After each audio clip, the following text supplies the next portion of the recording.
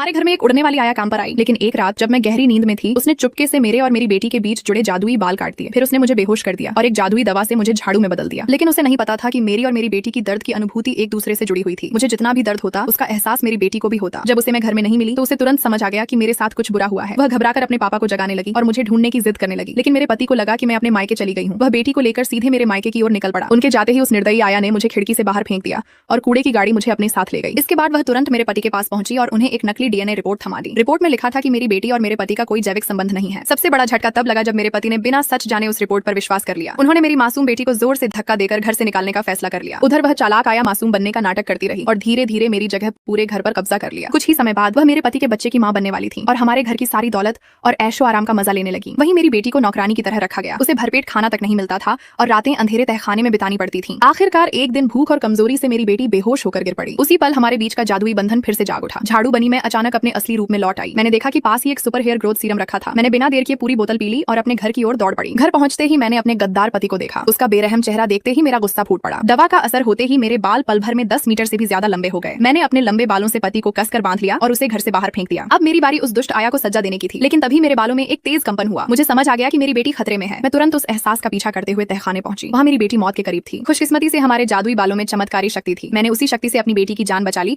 और उसे फिर से